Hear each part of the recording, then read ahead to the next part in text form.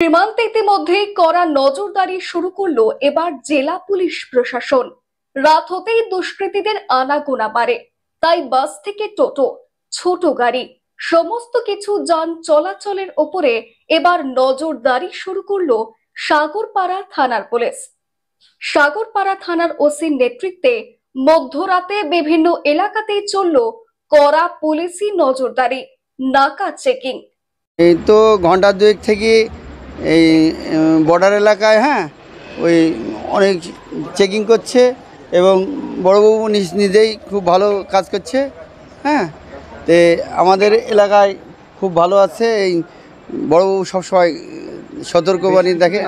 জানা গিয়েছে কাশ্মীরের জঙ্গিদের গুলিতে নিহতের ঘটনার পরে কিন্তু সীমান্তবর্তী এলাকায় পুলিশের অতিরিক্ত নিরাপত্তা বাড়ালো মুর্শিদাবাদের সাগরপাড়া থানার বিভিন্ন এলাকায়। সীমান্তবর্তী থানা হিসেবেই পরিচিত এই সাগরপাড়া থানা, তাই রাতে দুষ্কৃতী দৌরাত্ম্য রুখতেই পুলিশের পক্ষ থেকে ছোট থেকে বড় সমস্ত গাড়ি নাকা চেকিং করা হয়। গাড়ি চেকিং করে কোনো ধরনের আগ্নেয়াস্ত্র ও নাশকতার জিনিস সীমান্তবর্তী এলাকায় ঢুকছে কিনা তার খোঁজে তল্লাশি শুরু করে পুলিশ। পুলিশ সূত্রে জানা গিয়েছে সীমান্তের দুষ্কৃতীদের দৌরাত্ম্য শুধু নয়, বিভিন্ন সময় দেখা গিয়েছে আগ্নেয়াস্ত্র নিয়ে জেলায় প্রবেশ করা হচ্ছে। গত 3 দিনে বেশ কিছু আগ্নেয়াস্ত্র এবং জাল নোট উদ্ধার করেছে জেলা পুলিশ।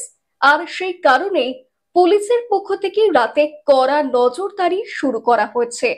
সাধারণ পথচারী এবং গাড়ির চালকরা জানিয়েছেন পুলিশের এই উদ্যোগ খুবই প্রশংসনীয়।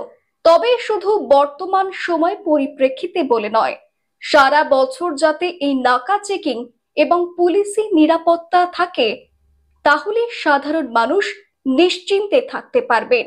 জলঙ্গি এবং সাগরপাড়া থানা মূলত সীমান্তবর্তী এলাকা হিসেবেই পরিচিত, তাই এখানে অসাধু কাজ রুখতে পুলিশের এই ভূমিকা বেশ প্রশংসনীয়। না, পুলিশ থাকলে তো একটু সুবিধা হবেই। পুলিশ মানে থাকা মানে খুব ভালো। মানে সীমান্ত এলাকায় মানে খুব দেখাশোনা করছে বড়বাবু এখানকার এই সাগরপাড়া থানার। পুলিশ তো সবসময় তো যা যা আশা করছে চেক করছে, ওরা তো সুবিধা তো হবেই। মধ্যরাতে করছে। মধ্যরাতে, এখন তো রাত 12টা, আবার রাত্রি আবার অনেক রাত্রি ঘড়ি দেখাশোনা করে।